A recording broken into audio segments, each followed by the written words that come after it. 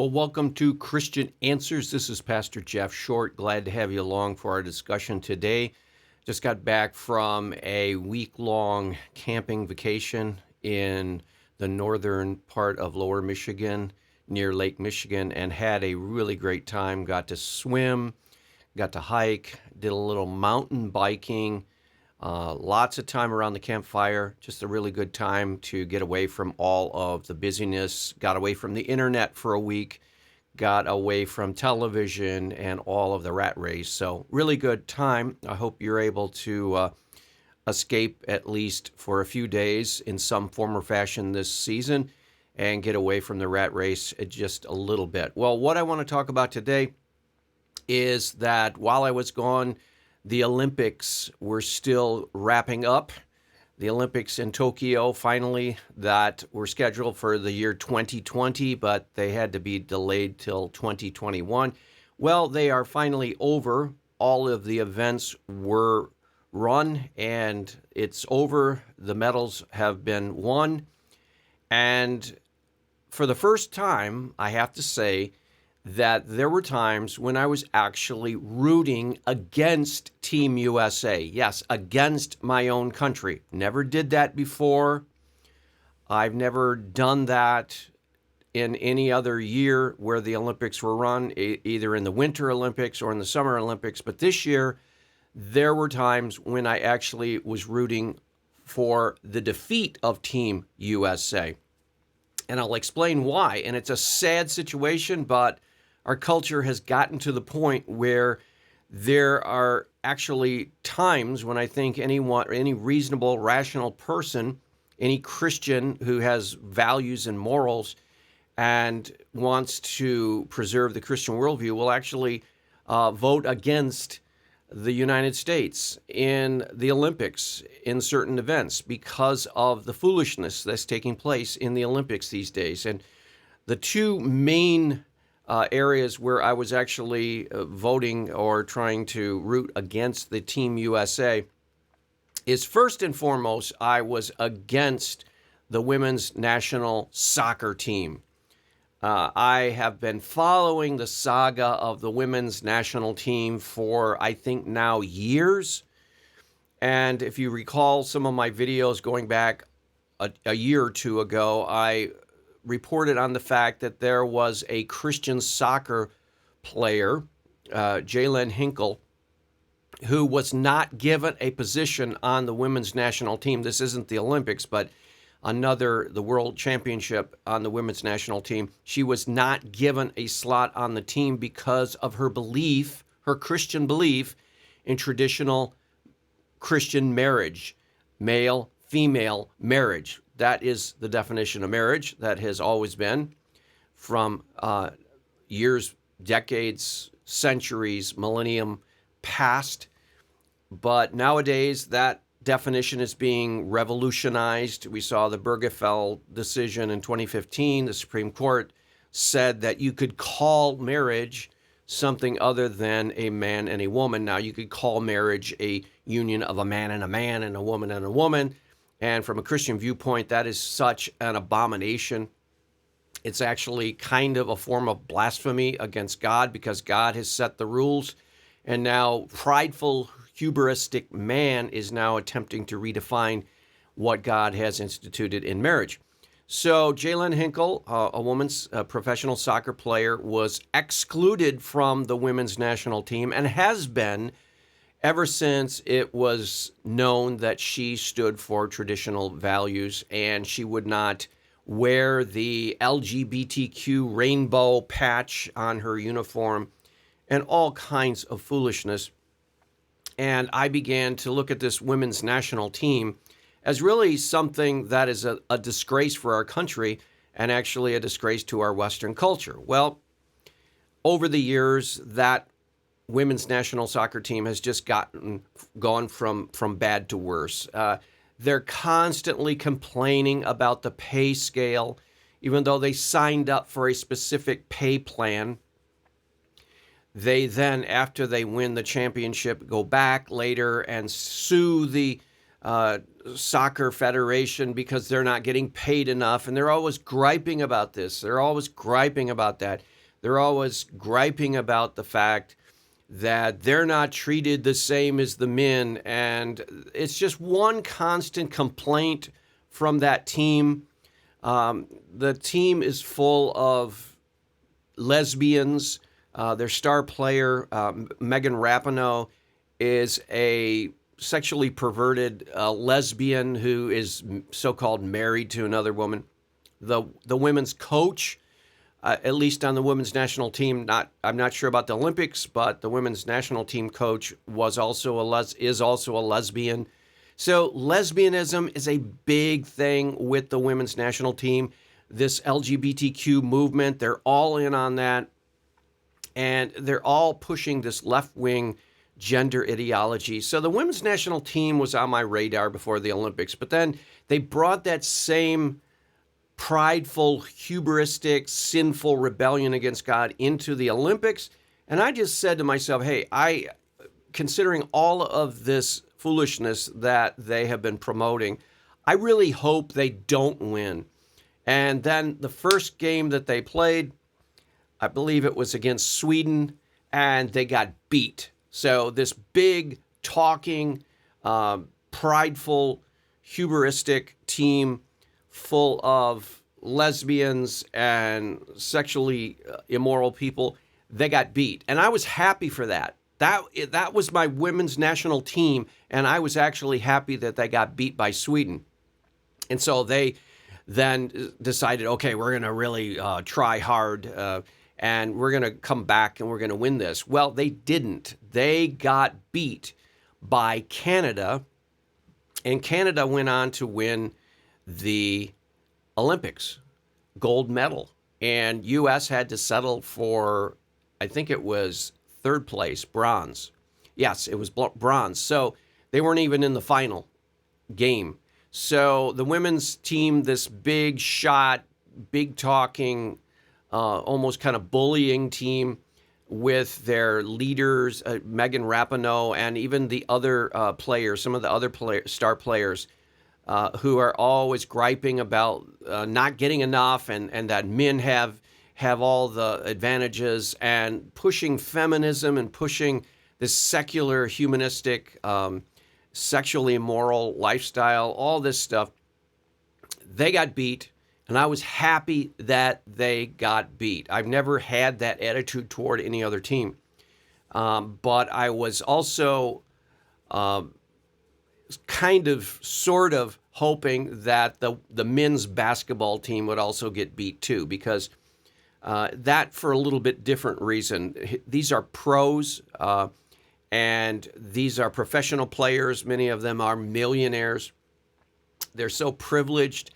And they're so arrogant, and a lot of times, many of the pros now at this stage don't even want to play in the Olympics. It's beneath them. Oh, I don't want to play in the Olympics. That's nothing to me. I'm so much more above that. I don't want to represent my country.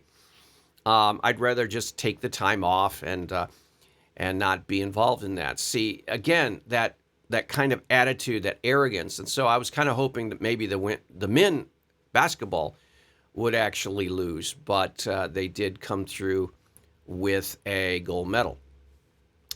So, but that's fine. I mean, I didn't have as much beef with the men's basketball as I did with the women's soccer, because even though they're arrogant and even though they're rich millionaires and they're playing against many times people who from other countries who are impoverished and humble and poor and just glad to be there on the Olympic stage.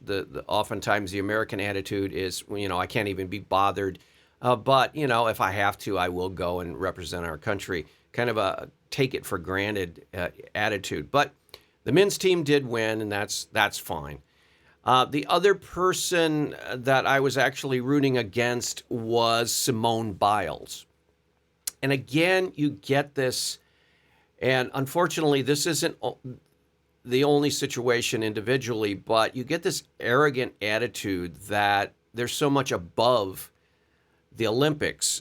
Simone Biles is a gymnast for the United States, and she has won some gold medals, and she's won a lot of different medals over the different Olympics that she's participated in. She really is a skilled gymnast.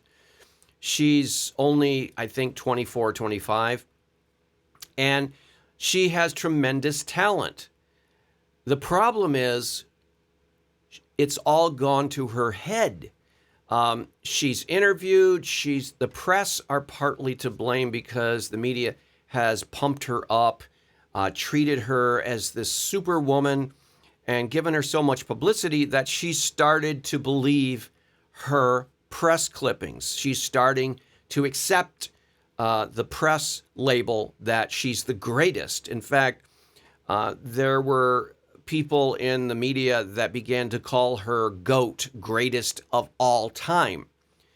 And so in response to that, she went right along with that, and she put on her uniform a symbol of a goat and began to embrace the slogan, greatest of all time, and began to own it and actually promote it of herself, that she is the greatest of all time.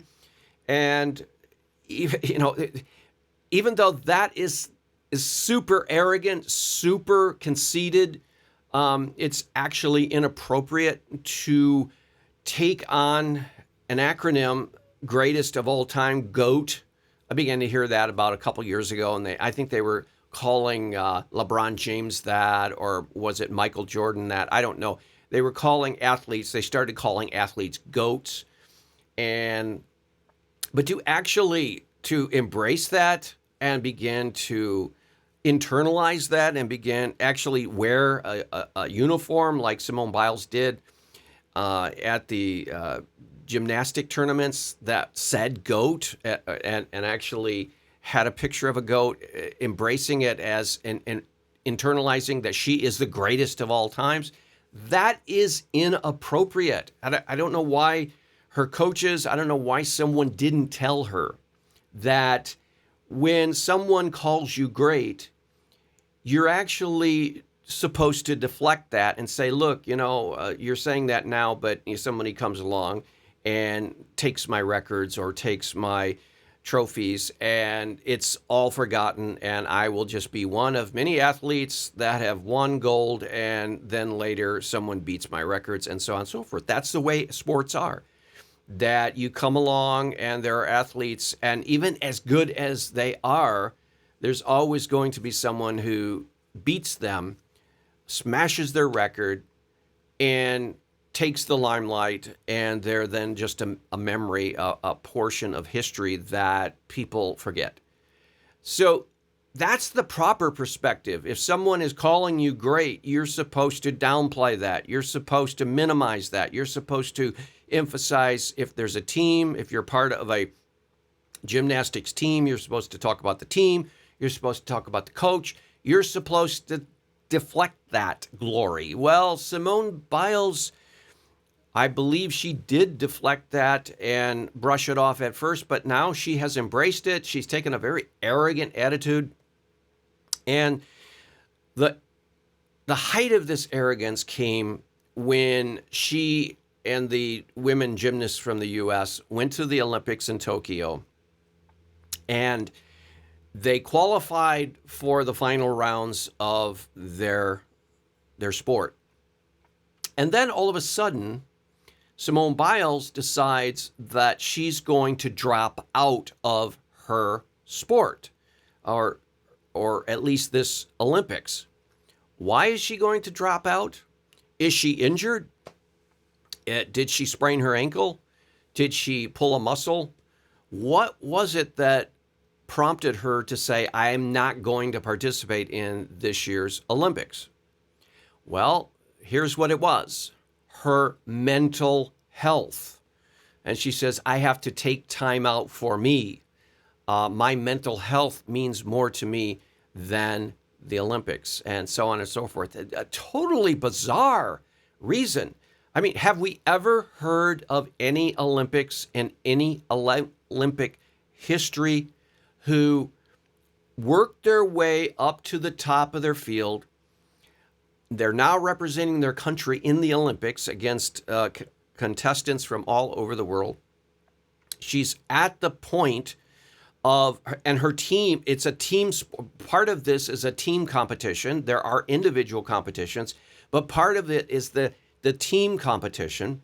She's on the team, and she quits because of, quote, mental health issues. Well, what does that mean? Well, she didn't feel confident, or she didn't feel, she was nervous, or she was anxious, or she was afraid, or intimidated, or whatever. But those are things that she would have known how to deal with from the years of experience that she had in the Olympics. I mean, first-time Olympians, yeah, they're going to be nervous. But you go up there and you do your best. And if you don't make it, you say, okay, well, I gave it the college try. I did my best. I did the best under the circumstances. Yes, that the nerves, the anxiety, the pressure of television and the expectations of my teammates and my coach and my country behind me, all of those things are real factors. But by the time you get into the Olympics, especially if you've been there before a number of different times, those are things that you've learned how to deal with. But for some reason, Simone Biles thought, well, hey, I've got to look out for me. I have to look out for my mental health, and I'm just not there mentally right now. Well, what does that mean? Does that mean that she wasn't prepared mentally? What does it mean? One could speculate that what the problem was, that she had bought into all of the hype about her greatness. And then when she came on the world stage, she began to realize, hey, I'm not as good as all of these people are really telling me I am. I'm not as good as I thought I was. I'm not invincible. I'm not the perfect gymnast, even though all of the press and the media have been pumping me up and I've been interviewed and they've been wanting my opinion on every topic. And that still continues. In fact, we learn later, after the Olympics were over, after she announced that she was quitting on her team, she was asked about her views on abortion, and she begins to go into how she's all for abortion, and a woman has a right to decide to whatever she wants to do with her body, just totally ignoring the child in the womb. And just giving you the mentality of this woman, very selfish, self-centered. It's all about the woman. It's all about her.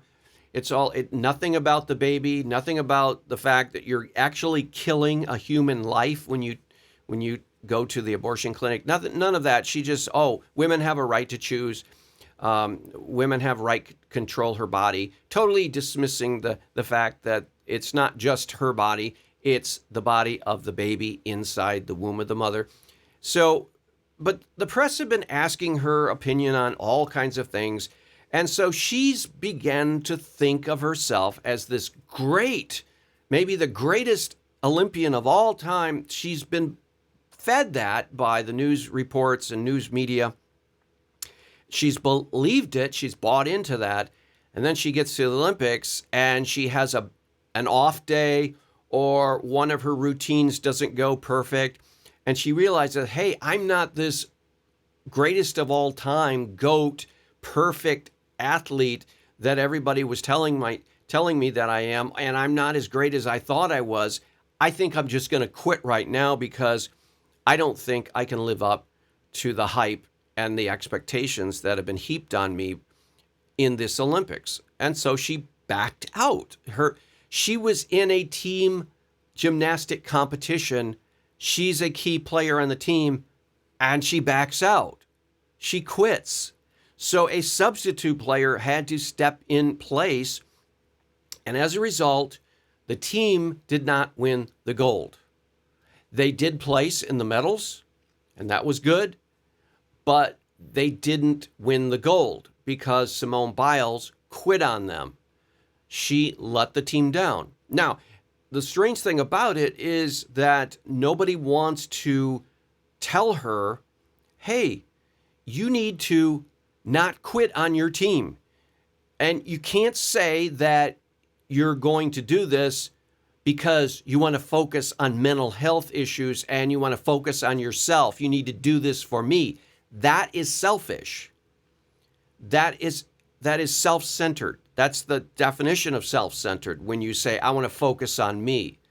I want to do this for my sake. No, you have a team that's looking to you to be a part of that team, and you need to go ahead and just give it your best.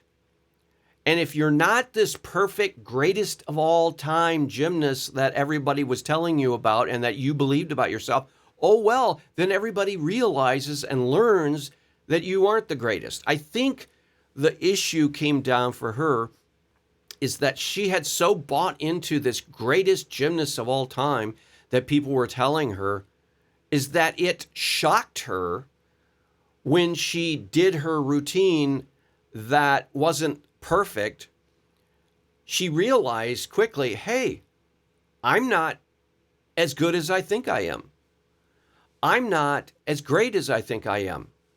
And if I continue, the world will learn that I'm not as great and as good as they've been telling me. So why don't I just drop out and spare myself all of that embarrassment? Because if I go on further, I might not live up to their expectations. I might let them down.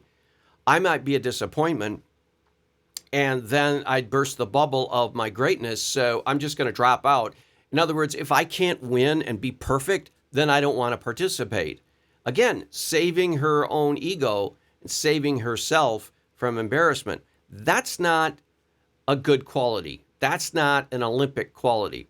When you go to the Olympics to represent your team, you give it your best. If you have an off day, you have an off day. There were plenty of Olympians in Tokyo that didn't have a good Olympics. There were swimmers that didn't have a good Olympics. There were runners, the U.S. men's track and field. There were plenty of runners there that did not have a good Olympics. In fact, the men's track and field team, the runners, many of them were expected to either win gold or silver or so forth in these sprints. And as it turned out, the men were a big disappointment. Okay, but they ran, they tried, they didn't quit and say, you know, I'm having doubts about my ability here. I think for mental health issues, I got to focus on me right now. This is me time. No, when you go to the Olympics to represent your country, it's not just you time. It's we time. You know, that's what the coaches always say. It's not about the me, it's about the we. It's about us, it's about the team. You know, get out there and do your best. And if your best isn't okay, well, then you gave it your best. You tried. You left it all on the field, as the coaches used to say in my high school. Just go out there and leave it all on the field. And then if you lose, well, at least you gave it your best. And that's what the vast majority of Olympians have always done for as long as the Olympics. But Simone Biles decided, selfishly, I believe, that she was going to, instead of saying, okay, I'm going to give it my best, and I'm not sure, I don't feel I'm at my top peak right now, and for some reason I'm not as sharp, but I'm going to go out there and I'm just going to do the best. And you know what? If she had gone out there and just done her best and failed to place or failed to win the gold or whatever, yes, people would then have realized, hey, she's good, but maybe she's not the greatest of all time, and maybe that would have been closer to reality. But the way the media and the press were pushing this greatest of all time and the best of ever and the greatest, that was overhype. And that does damage to athletes. And athletes need to know that. And coaches need to know that. And they need to coach their players and say, look, don't believe everything they're telling you about yourself. Don't buy into the hype. Get grounded. Get your head on right. You're an athlete. You have trained. You have to be mentally there as well as physically there. And they all know that, but then they allow themselves to get caught up in the media hype.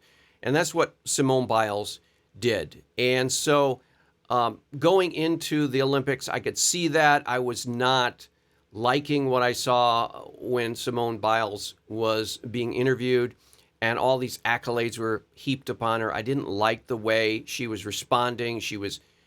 There was that arrogance, and there was pride, and there was almost hubris. Now, I don't think it was as bad as the women's national soccer team. It didn't bother me as bad. But then when she did decide to quit to, quote, focus on her and focus on her mental health and give all of these kind of excuses, it really turned me against what she was doing. And I felt sorry for her teammates on the women's team. I really was rooting for them. I was rooting for their efforts, and they did win some medals and so forth. And some of the other women were actually given an opportunity to shine once Simone Biles was out of the picture. But again, just the bad attitude that I feel that a lot of these top American athletes mostly were giving out before the Olympics started. I really was disappointed in what I was seeing. And I had already been disappointed in Olympics past because I began to see this left-wing, leftist, secular agenda, the LGBTQ agenda being pushed. We saw that with the U.S. delegation to Russia in the Russian Olympics. And we saw this during when Barack Obama was president. His delegations to the Olympics were representing some of the LGBTQ people, prominent people, and this immoral promoting of sexual deviant perversion. I am at the point now where oftentimes when the U.S. is on the international stage, I am not happy with what I see, and I don't actually root for them. But I am happy to say that the vast majority of athletes for the U.S. and teams that represented the U.S., I was rooting for, had no problems rooting for them. But there were a few, like I mentioned, that you look at them and you say, no, they do not represent the best of this nation. They do not represent the historic and traditional values of this nation.